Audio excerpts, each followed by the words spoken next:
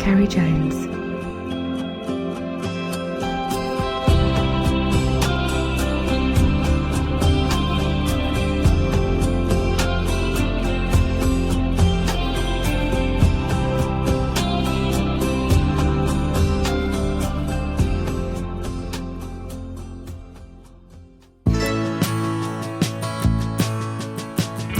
Hi guys, and welcome to this week's podcast. This episode is totally different to the usual, as last week saw the capture of the UK's first freshwater fish of over £100 caught on the fly, a cat of £107. I chat with captor Andrew Eglon. He talks of how his passion started, fishing for these mystical creatures, the methods, the tactics used, while fishing at night from a float tube. He gives advice for anyone wanting to get into fishing for cats. Enjoy. Thanks for joining me, Andrew. No problem. I think congratulations are in order.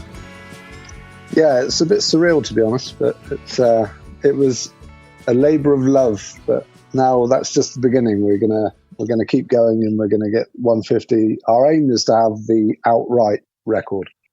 So what did you achieve? You had the first £100 catfish on a fly. First £100 fish of any kind caught in freshwater on the fly.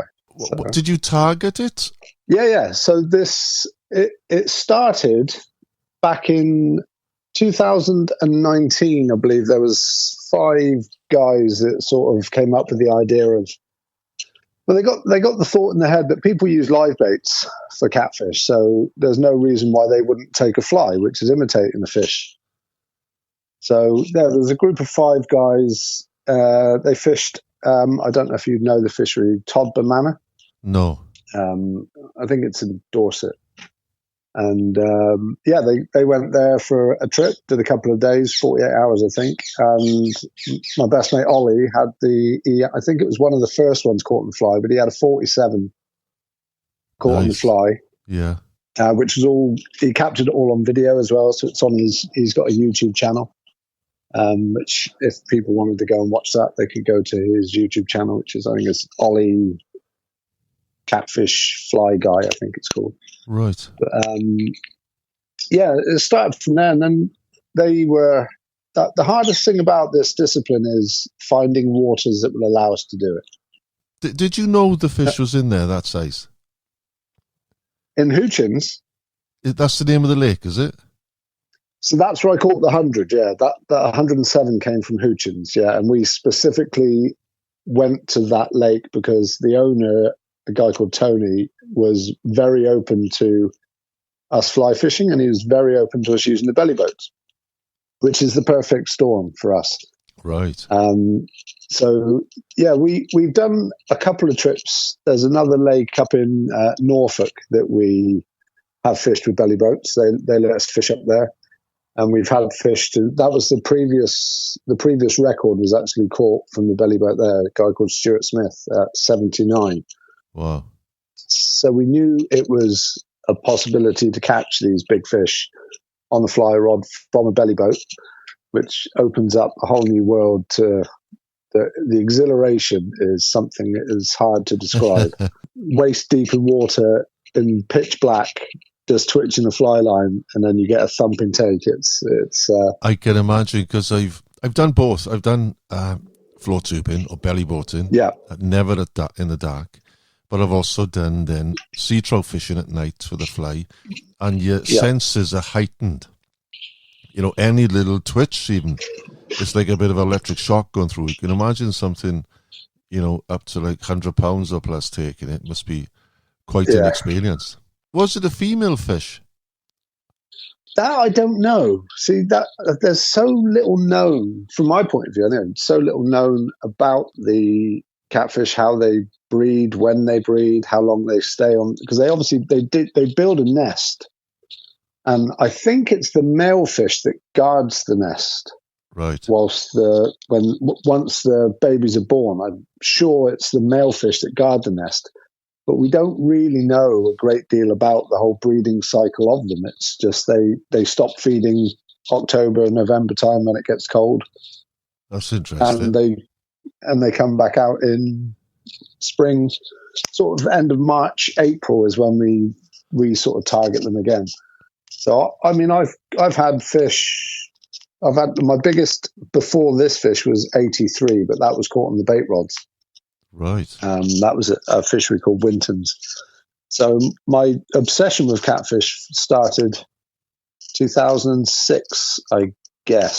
So me and Oliver and one other guy went to Spain, and we did an Ebro trip. And Ollie had fished to 188, I think, and I had 132 full albino was my biggest fish. That's on the river then, is it? That was on the River Ebro, yeah. That was obviously using bait pellet fishing. Right.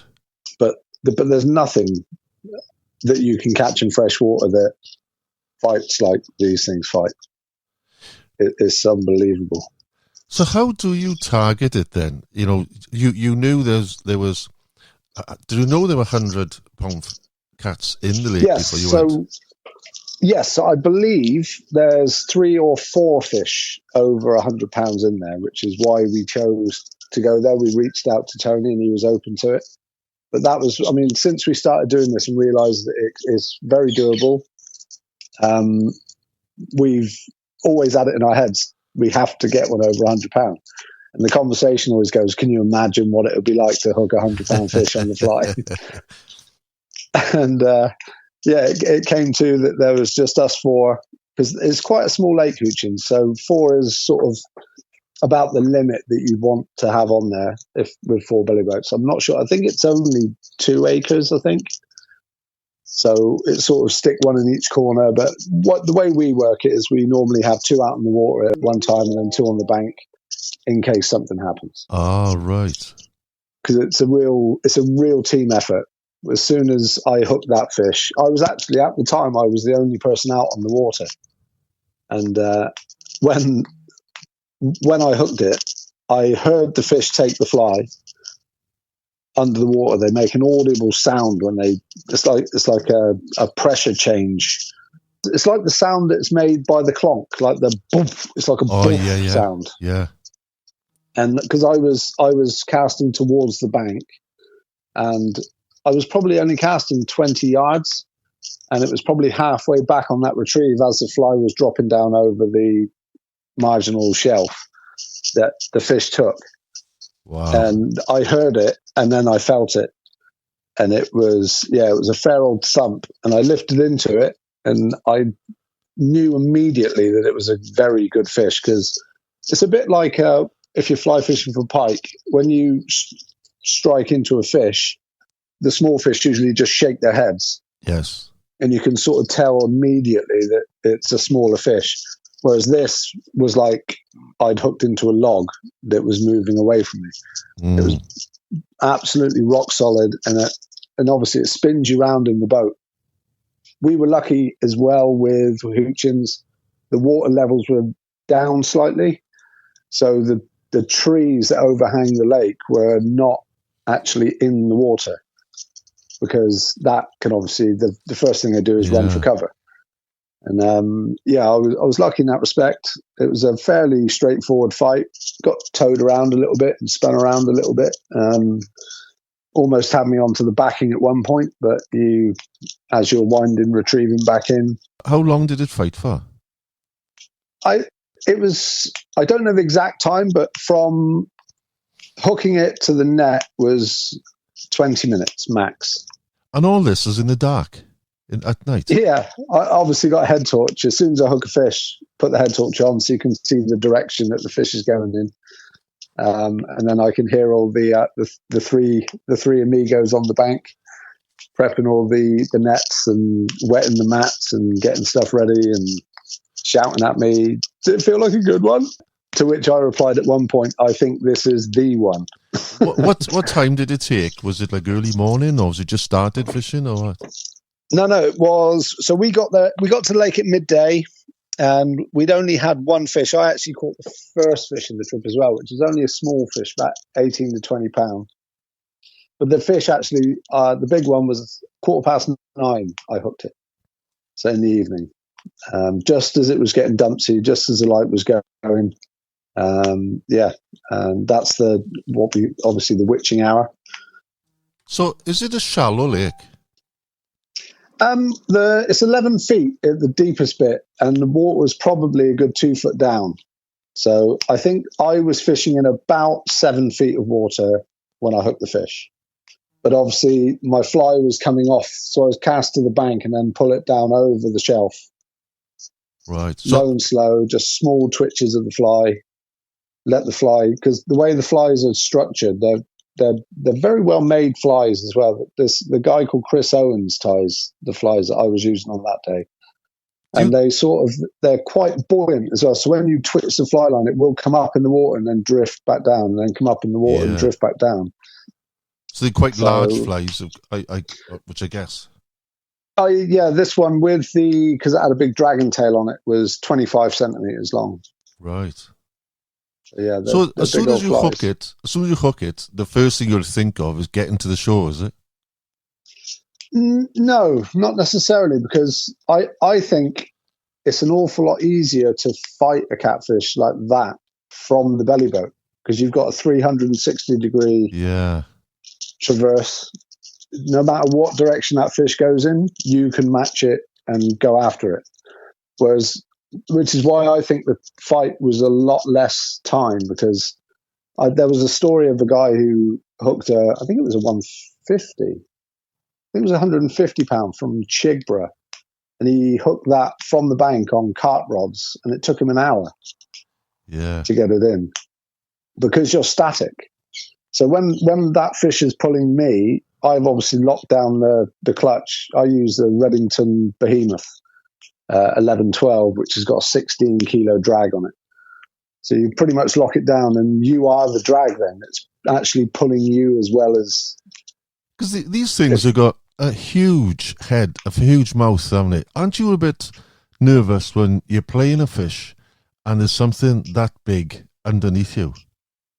They're not aggressive. No. They're not aggressive as such, no? Not well. I have been bitten by one after I released one before. That was at Winton's. That was an 80-pound fish. I literally had the photos done in the water. I stood waist deep, lowered the fish into the water, and sort of directed it out into the lake, and was stood celebrating. And it came back and grabbed hold of my calf. So, but they don't necessarily have teeth. It's more like a very stiff Velcro pad. Yeah, I was going to ask. Than teeth. But I mean, they will break your skin if you push your hand down, if you're trying to grip it, and it's your soft fingertips. They will break the surface. But I mean, it's part and parcel. People cut themselves pike fishing all the time, don't they? It's battle scars. When we spoke last, you mentioned that was it you or one of your friends that actually had one bite his flipper? Yeah, that was Ollie. That was on that trip at Houchins. Yeah, he was. Me and Ollie were out in the water, and I heard him make a noise, and I said, "Have you got a fish on?" And he said, "No, something's just grabbed my fins." So one of his fins underneath was obviously gone over the top of a cat's head, and it thought it was a fish, so just grabbed it. It didn't drag him. Literally, it was just a grab of it. Wow! But yeah, made him jump. I bet it would. It'd make me jump as well. Because I can imagine if he did grip your hand, your leg, and decided to swim off, you'd have quite a bit of trouble staying on land or staying in your boat. Yeah, you'd struggle to stop a fish that big, for sure. Because they can swim backwards as well as they can. They're like giant eels. So can they do runs? Are they called a sluggish fight, or does it really scream off when you hook one? No, they go like stink. They really do. At one point, you'll be flat rodded, and if you haven't got your drag set, it'll bust you off. You've got to be very. I don't know if. Well, we don't know enough. There's not enough out there from this fly fishing for cats at the moment. There's only a very small group of us doing it, really. There's probably a dozen people in the country that are doing it in the UK. Are they all secretive about it, or as a group of people, they want more people to do it, do you think? No, I think as fly anglers as a whole, predator fly anglers, are pretty open. Like, I'm a member of the Pike Fly Fishing Association as well, and we host socials throughout the year. We do events on Chew and Blagdon, and it is just a big social. And what we'll do is on those events, Ollie arranges one actually for the PFFA, and it's called Valley of the Giants. And they do the Saturday on Chew, and then they fly fish Blagdon on the Sunday. But at the start of the day, what they'll do is Ollie will start a messenger group, and as soon as the fish is caught, you take the photo and you ping it onto the group so people know. Sometimes people post the flies they're using as well, just to help everybody out. I think as a whole, we're quite open in that respect. Like, we're certainly not secret about the techniques we use or the flies we use. I mean, a lot of our flies are actually tied by Andy Cattle, who's one of the guys that was on the trip. He's a bit of an obsessive tyer. He likes to play around with different things, and Ollie and him came up with something called the atomic toad, which is like a buford, but it's got like a split dragon tail on it, and when it swims, it looks a bit like a toad. So yeah, they came up with the name of atomic toad for that one. That's had plenty of fish. We've had plenty of cats on those. Do you know what? You mentioned Chew. There was a guy I know. Well, first of all, you mentioned Chew, and they do regularly get caught. Fly anglers, just traditional trout methods, up to like £40. But I know the new record has been broken. Was it year before last, I think, wasn't it? Was it last season? Yes, Lloyd Watson, the guy. It was his first ever trip there as well. Ha. Oh, I've heard actually there's bigger in Blagdon. I don't know, but yes, there's old wives' tales and there's urban myths. But I was told that the wardens caught a fish over £50. Yeah, that's what I heard. Was it before the season or out the season? Or something? Yes, it was before the season had started. So then obviously they didn't claim it, because I think they caught it from a boat as well. So you can't claim the record if it's from a boat. Oh, can't you? And no, it has to be weighed on dry land, and it has to be weighed by 2 or 3 sets of scales now, I think. Well, the previous record, I don't know if I mentioned this when I chatted to you before. One of the earliest jobs when I worked for the magazine, I had a call from Angling Times back, I don't know how many years it was now. And they said, can you get over to Llandegford Reservoir as quick as you can? Yeah. So I jumped in the boat. I jumped in the car, rather. I motored over to Llandeg, which was just under an hour away. I thought, I bet they put it back, because they said they think the British record pike of £46 was caught. So they tried to keep it as long as they could for me to get there for the photographs. Yeah. And I got there. I got to where the jetties are, and there was a ranger then that took me in the boat, speedboat, right up the top of Green Pool, right up the far end. And as I got there was about 5 or 6 guys. What was his name now? That one of the guy that caught it. Roy Evans. Ward. Roy Ward, was it? Gareth Edwards had the record, didn't he? And it was broken. He did. Roy Evans, I think it was. Roy Evans. Was it Roy Evans? There was 2 of them. They're standing there, and the Rangers, and they said, we just put it back. I thought, no. He said, they couldn't wait any longer. And what they did, they were right up this area called Green Pool, and there's a farm just above the pool. And what they did, they carried it to the farm, and they weighed it on scales where either they took it to the farm or the farm brought the scales down, where they used to weigh their potatoes. And that's how they knew. Yeah. And, Roy Lewis, his name was. Roy Lewis. You got it. Yeah, Roy Lewis, that's it. So, funny enough, I only came across the photographs this week. I was sorting some stuff out. Roy Lewis, yeah. And and while we were there, you wouldn't believe it, you couldn't make it up. I was gutted. And within a minute, 2 or 3, a few minutes of just chatting, this fish came back into the margins and bellied up on the side. I said, quick, grab it. So the 2 of them, and they lifted her up. I took about 3 or 4 frames, like that, put it back, and he just swam off. So I got the pictures of it then. Wow. And that was 46, and it stood until, was it last year before then? 4613, yeah, it was. And yeah, Lloyd Watson obviously had the one from Chew. How big was that? That was 47.6, was it? Wow.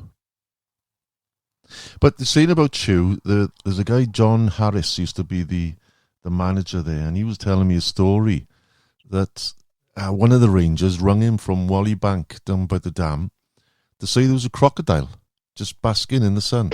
And he thought it was a wind up, but it was. I think what must have happened, somebody had his little pet and left it there. So they took it then, and there was some crocodile sanctuary had to come and take it away then.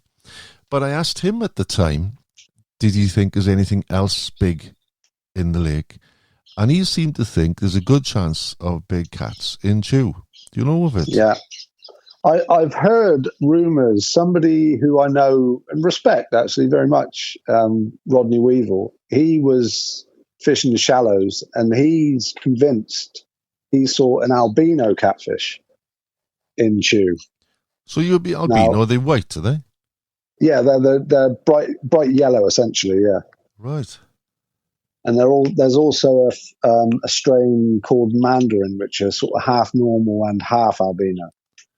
Ah. They're really wicked looking things.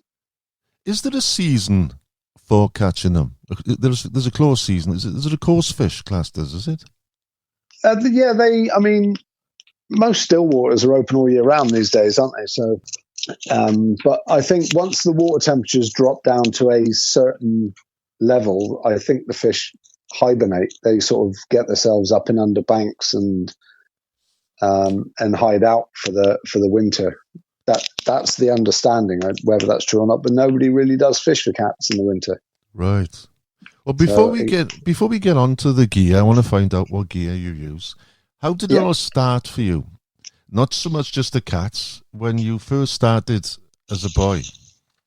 So when I was probably knee high to a grasshopper, my father was always a fisherman. And he used to take me down little rivers in Somerset where I grew up. So it would be the River Parrot, but the very small part of the River Parrot that goes out through South Perrott and all that around there, just with a little rod and a float and a worm. That's where we used to catch wild brown trout. That was all that was in the rivers around there. It was the browns. We used to catch one and take one home for the table, and the rest would go back in. We'd only ever take one at a time. But I don't think anybody takes browns anymore now. They're so sought after. Most people do now catch and release, I think. That's right, yeah. But yeah, that's where I started. Then obviously my father would take us down to the beach and we'd fish for mackerel, and he'd cast the rod out and I'd wind it back in. And that was when I was probably 8 or 9 years of age. When I got to the age where I could fly fish, I would go with my dad to trout reservoirs, Clapworthy and Wimbleball, Sutton Bingham, and fly fish for the trout. And that's where my sort of love of fly fishing started, really. Myself and Oliver would always, because I met Ollie when I was 9 years of age, and we're still best mates to this day, 40 years later. Brilliant. And we used to go off to Langport and fish the River Yeo and the River Parrot and the King Sedgemoor Drain. But my fly fishing I'd stopped doing, because I moved to London when I was, what would I have been? I first moved to Swindon. That would have been 2000, I suppose. So I would have been 25-ish when I moved to London for work. So my fishing sort of died a death completely, because I was working 6 days a week as a contractor and I never really got a chance. But Oliver has always carried on fishing, and I'd always talk to him on the phone and find out that he's been doing this and been doing that. And whenever I went back to Somerset to visit my parents and my brother and his family down there, I would get out fishing with Oliver. But I started fishing in London, fishing for pike on the River Thames, which was really, really hard work. It's such a daunting river to fish. So I was fishing sort of around the Ceri, Richmond and Teddington, well-known parts for pike, but Yeah. I've still not cracked a 20 out of there. I've had a 19 actually fishing from a belly boat. That was a revelation because I like to fish the banks, but there's so many dog walkers and walkers, and it's really, really busy, and cyclists. And I had an epiphany one day and thought, if I could get a belly boat, I could fish any part of that river at any time, and nobody can bother me. The odd rower comes past and shouts at you, but then they're not a problem. We all share the river and we all respect each other. And so I bought a belly boat, and I was dead baiting the Weybridge whirlpool. I'd anchor up. I'd chuck an anchor out the back of the belly boat, so I'd be held on the current, and I'd just have two dead bait rods out in front of me. And I actually had a 1910 out of the Thames dead baiting from the belly boat. Is there much of a current to where you were fishing? Obviously not then, is it? Because you were just almost tied. Yeah, so you can buy just a kayak anchor, and I've got a rope that hooks around one of the eyelets on the side of the belly boat, and I put it off the side and then through the back hoop. So basically, I throw the anchor off the back, and then the belly boat will spin round and I'll hold. But I always fish the side. The side currents. It's obviously not tidal from Teddington above. So anywhere above Teddington, the river's a lot better. You still get a good flow through the whirlpools, but I was fishing out of the main flow. So yeah, but it's lovely just to go down there on a frosty morning and head out on the water with your thermal socks on and your waders. Do you still fish for pike these days, or you just totally no into the cats? No, I'll still do days for the pike. I've actually got one on the 27th of, but that's not just for pike. That's a multi-species competition. So we've got chew. I think there's 25 boats, 2 anglers in a boat going out of chew, and it's arranged by the Fluff Chuckers Facebook group. That's Rodney who runs that, and it's pike, perch, rainbow, and brown trout. All right. So you have to try. If you catch all 4 on the day, you're pretty much guaranteed to win.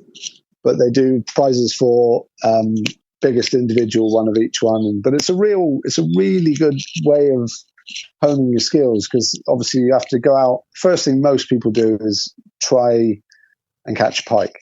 Once that's in the bag, put the 10 weight down, pick up the 6 weight, and try and catch a trout. And then once you catch a rainbow, fish deep. Try and pick up a brown if you can. And then obviously at the end of the day, usually as it's getting later in the day, everybody will change over again and put on a tiny little Montana or something and then try and catch a perch by the jetty. Have you ever done that? The Grand Slam, I guess? No, I've never. Last year I did 3. I didn't get the brown. But the last 2 years I've won it, actually. Me and Ollie won overall last year. And the time before that, me and another guy called Andy Cattle, we won the overall. So yeah, and it's really well sponsored. There's loads of great prizes. Witchwood, Yeti, and a few other companies help sponsor it. So there's always a good bunch of prizes for people, and it's just a good social day out. It's really good fun.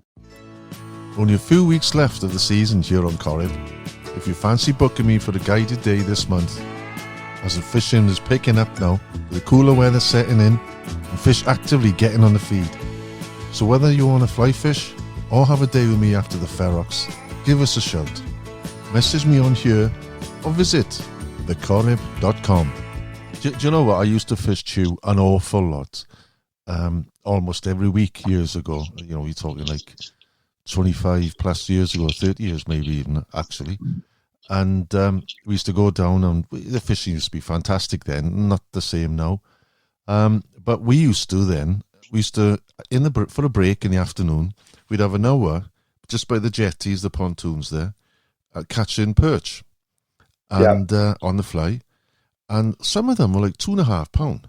They were really, and you get the odd big one, sort of 3-4. But more often than not, they'd all be like 1.5 to 2.5. Yeah. And probably getting into trouble for saying this now, but what we used to do, we'd knock about 4 on the head, right? The better ones. And we used to take them on the way back home to Wales. We would drive through Clifton, and there was a Chinese takeaway. and we'd swap them. We'd give them these 4 perch, and they would give us a free Chinese. They used to That's love outrageous. them. I know. But that was a long time ago now. Yeah, But yeah. So do you actually fish still? You mentioned Wimbleball. I fish Wimbleball. It's one of the best trout waters in the country now, to be honest. Yeah, no, because whenever I get the chance to go now, I'm either fly fishing for cats or I'm fly fishing for pike. I try and get down, and because obviously I'm living in London now, so I did do it for a few times. I left the house at 4:45 in the morning, got to Chew for sort of quarter 7:30, 7:45, get the boat at 8:00, and then fish until 9:00 at night. Then come back in, and I wouldn't be home again until 1:30 in the morning. So it's an awful long day. Yeah, But I've had some great success at Chew. I mean, there's another record fish in there yet. Oh, I can imagine. I think it'll probably come from Blagden as well, actually. Well, yeah. I mean, if it does come from Blagden, it will more than likely. Well, it won't be caught on deadbaits. They don't deadbait all their Blagden. It's only going to be ever caught on the fly. They had 440s this year. Did they? On their the Valley of the Giants. Yeah, they. Have you ever heard of Catch Cult magazine? No. There's a chap, I think it's Warwick Francis and one other guy, and they do a Catch Cult magazine. It's a brilliant piece of writing. They do really good features, and they did a feature on the tournament, the competition that Ollie organises, and they had 4 fish. 4 fish over 35 in the same day. Jeez. And I think they caught 50 between 20 and 30. It was an incredible session they had. It was unbelievable. The last time I actually fished Blagden, a couple of years back, and we had more pike than we had trout. And as a trout angler, that was annoying, to be honest. But most of them were in on the mouth of Butcombe Bay there. You know, we weren't all the way wrong, but that was a hot spot. We couldn't get away from them, you know. Yeah, we call that no pike bay because every time we go there, we blank. Really? Yeah, I mean, I've only ever fished Blagden twice. I've had fish, but I don't think I haven't had a 20 out of Blagden. Right. I've only fished it twice, but my biggest pike to date is 28.15, and that was from Chew on the fly. Wow, nice size fish, mind. Yeah. So if we go on to the gear now you were using, or you would use for the cats. So they're 12 weight rods. So I mean the minimum, we say as a group, the minimum rod will be a 10 weight, but that's only if there's catfish to 60 pounds. Anything over 60 pounds, you need 11 or 12. I mean, it's big work. So yeah, we now don't use anything other than 12 weights because we're fishing waters there where there's 100 plus fish. But on that trip, I was actually using Fast Glass Epic rod, and it was the first time I'd used it. I'd literally just received it a week before that trip, and I was very excited. There's another guy who got us into it. I tried his rod, and I thought, yeah, this is a nice piece of kit. They bend from tip to butt.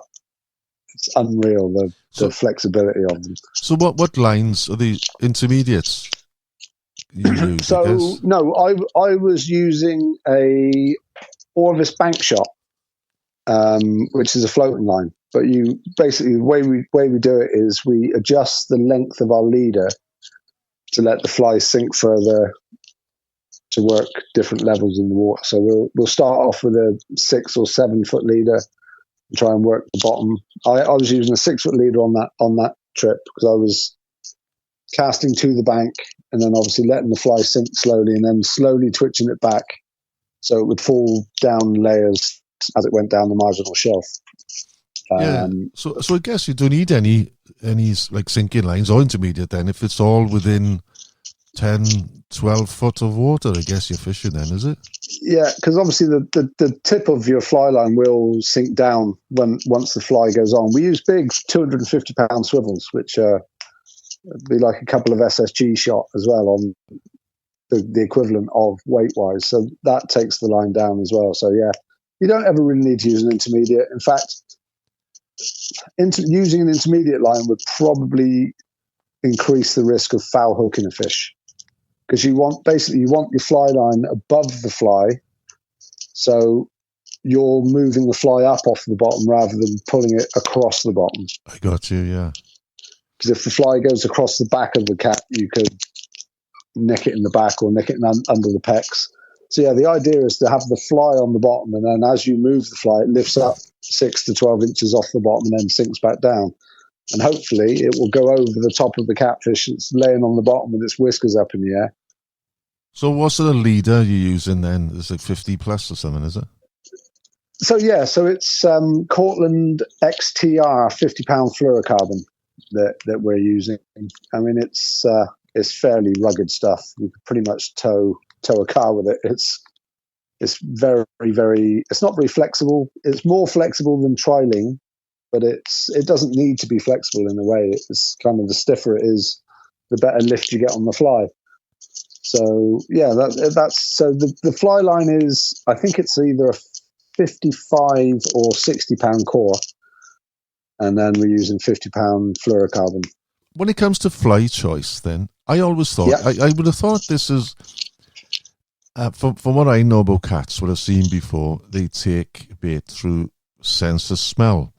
So do you need a lot of disturbance in the fly, the vibrations then, is it, for it to come and take it? I think that is as much.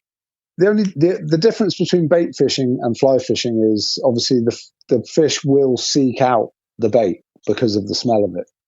With the fly fishing, you kind of have to run the fly over the top. It's not going to see a fly and chase it. Yeah, you have to have that cat laying on the bottom, and then run the fly over the top of its head. It will feel the vibration, and it will attack it, because that's what they do. It's instinct. It's like a kitten chasing a cotton reel. Yeah. So you're not imitating anything as such. You're just aggravating the fish to snap at it to take. Yeah, I mean, yeah, we don't. We use patterns mainly for the bulky. So the eye of the hook has usually got like a lot of bulk around it, so it pushes water. Ah, right. So when you're pulling the fly, it creates a pressure wave under the water, and then we use dragon tails that spin to create vibration behind that vortex. Yeah. Because we also use the I don't know if you've seen them. I can't remember what they're called now, but it's like a cup that goes onto the line in front of the fly, and it creates a vortex of water. It's like, I know. I've seen it. Yeah. Yeah, we use those as well. I wasn't using one on that day because the dragon tail, I find it quite hard to cast these big dragon tails sometimes. And it's hard to get a bit of purchase. Luckily, when you're in the belly weight, you don't need to have to cast a long way. You can do 25, 30-foot casts, more than sufficient. Have you ever thought of using surface lures? Do you think they would come to the top? Yes, they absolutely attack bait fish in the surface layers. As far as I'm aware, I don't think anyone from our groups have caught on a surface lure.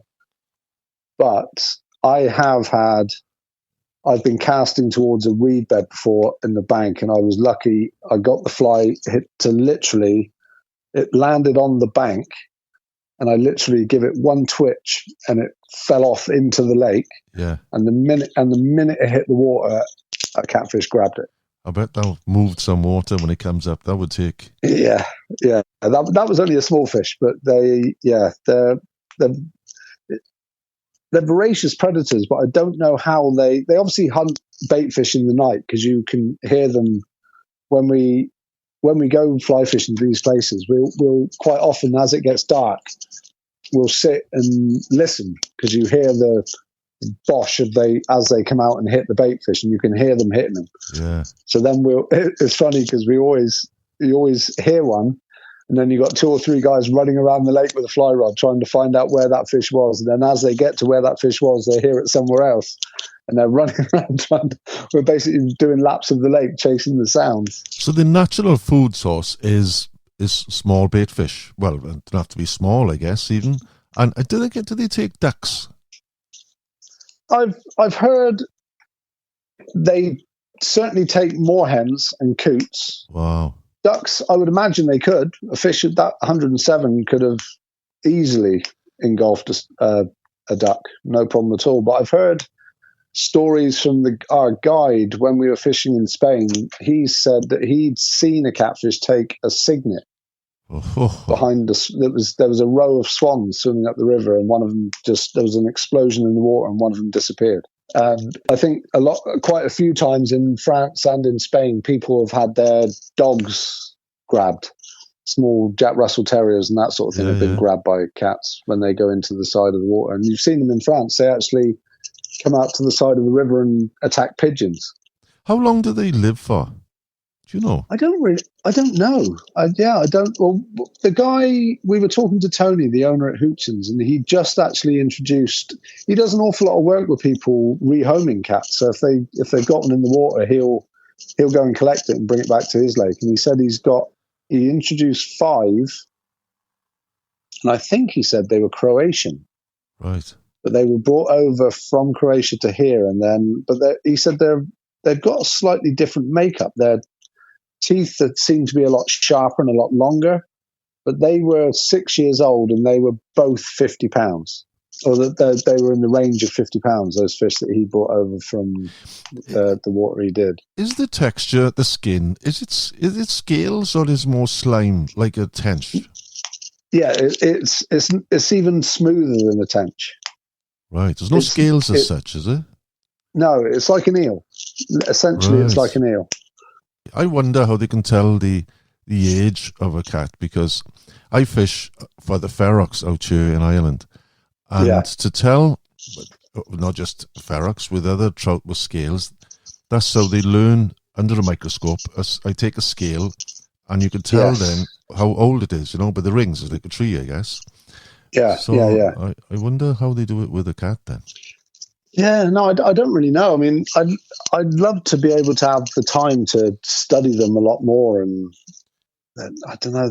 They're kind of mythical to a lot of people. A lot of people don't even like them. They just think they're giant tadpoles. Yeah. But if somebody wanted to get into it, then how do they go about? Are there groups where you can join, or it's something you don't hear a lot about? The fly fishing, the fly fishing for the cat. So we've got a Facebook group which is Fly Fishing for Catfish UK Official. That's our Facebook group. As this say, I think we've only got sort of 60 members of that in that Facebook group. But I mean, the best way to go about doing it's not something you can do on your own. That's the thing, because it's when you're looking at fish this big. I know there are people that go bait fishing for cats, but I mean, it's hard to weigh 107-pound fish. Yeah. You wouldn't be able to do it on your own. You certainly wouldn't be able to net a fish on your own that easily. So it's always better to be in a group. But I guess the advice I would say to people is find the Facebook groups, reach out. Nobody's going to say it's got nothing to do with you. We're all very nice guys. We're all happy, and we want it to grow. We want this discipline to grow, and we want to open more waters up to us, allowing us to come and do it. The biggest stumbling block for a lot of it is we need exclusive lake hire, really, because it's a mobile sport. You have to move around the lake. There's no point standing in one spot, casting a fly in the same spot for 10 hours. You have to hit the features and find the features. I think that is a reason why a lot of fisheries don't allow it, because, I mean, the cost as well. It's a business. If you've got a lake that's got 25 swims, and you can have 25 anglers fishing it for 24 hours, and they're all paying 50 quid each or whatever, we would have to pay £1,000 for 24 hours to have the lake exclusively. So that's why Hoochins is brilliant, because there's only sort of 5 swims on there. So it cost us the same as it would if we wanted to go and fish it with the bait. We've got another trip for Hoochins actually planned for next year. I think we've got to confirm the dates for it, but we're going to head back there again next year and try and emulate what we did. You were saying about the nets. I can't imagine the size of the nets. I thought a fish of that size, you just beach it, but there are... Because what was the length of that £100 net? It was 6.5 feet. How'd you fit that into a net? So our nets are 60-inch from spreader block to the end. They're 60-inch, so they're 5 feet. So you basically put the net into the water. You pull the fish over the net until its nose hits the spreader block, and then you lift 5 feet by 5 feet. You could stand up in my net pretty much.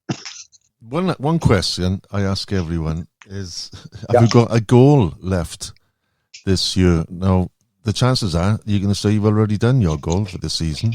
But is there anything else you want to do? Will you target bigger again? Well, this year we probably won't get out for them again this year because temperatures probably start to fall away, and a lot of people we have to book these lakes up sort of 5-6 months in advance sometimes because it's fishing so popular now, and especially catfishing with the baits.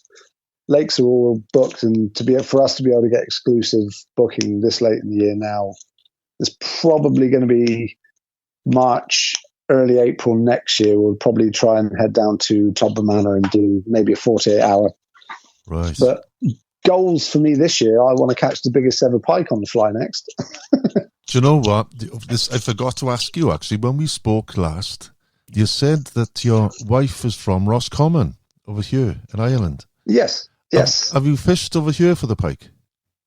I've been out on Corrib twice with a gentleman called Frank Costello, who's the gilly at Ashford Castle. Yeah, I know him. He's a great guy. I could spend hours and hours with him, but obviously it's quite a pricey thing. But it was a box ticked for me, another one ticked off to fish Corrib. The next box is to catch a fish from Corrib.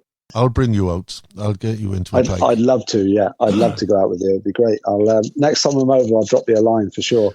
I've had them quite regular, up to 25, fishing for ferox. It's similar sort of tactics, you could say. You're fishing with roach, and even though I'm fishing for trout, most days, you'll have a pike. And I remember one story, right? Like 25 is a nice looking fish, nice, good fish to have. Yeah, they're great colours as well, aren't they? They're such dark fish. They're leaner as well. They're not like, these fish from Chewa Blackton. Trout waters. No. Yeah. But I remember this one evening, it was about 10 years ago, and I went out on my boat, and I was rowing across the mouth of this one bay, half expecting it. It was a warm July evening. It wasn't, fishing weather, you could say, but I was there and I thought, go out for a few hours. And I was trolling these two rods, these two roach, and the one rod just arced. Now, the difference is when a trout takes, that rod will bounce. It's just bump, bump, bump, and it's all over the place because the trout will come, take it, and run. Well, often the case, as no doubt you know, it's like you're rowing, and all of a sudden, if the rod just arcs round, it's almost like you're snagged because a pike will dart up to it, take it, and it'll stay there.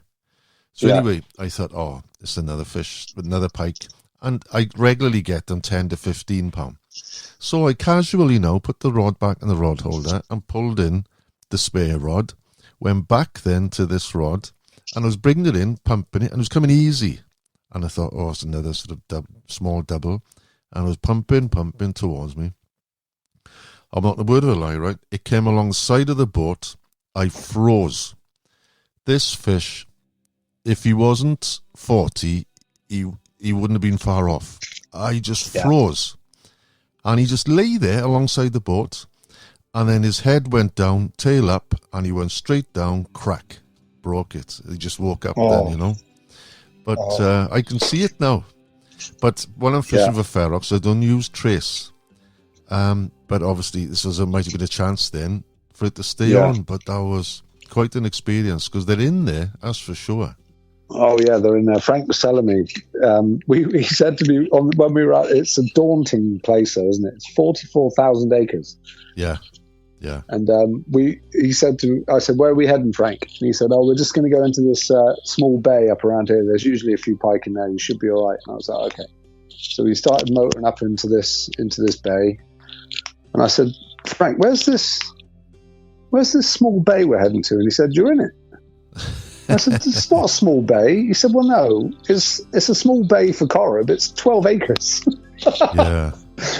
I was like, yeah, okay. It's a big old expanse of water. And I've only literally done 2 3-hour trips. Oh, really?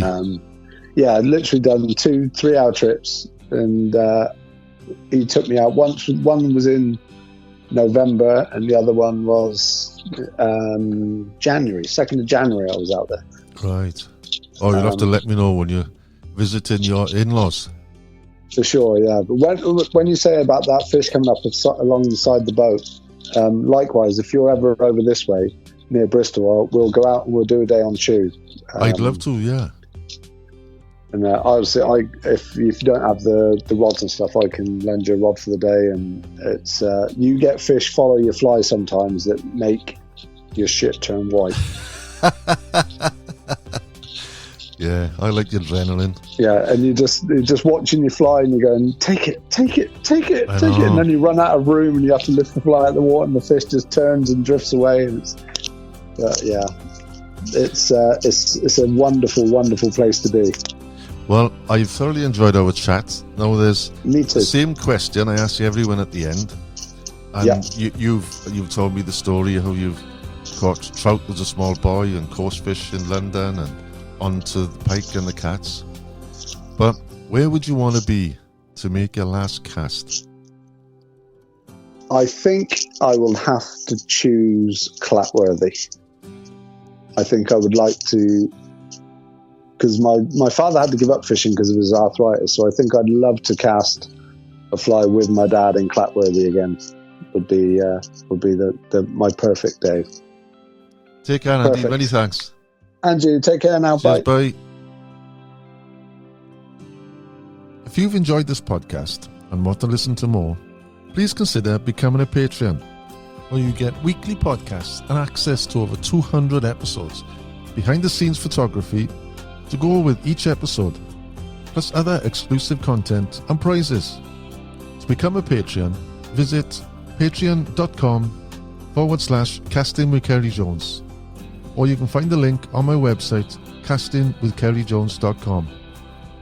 That's all for now. Tight lines, and may they always be up in the wave.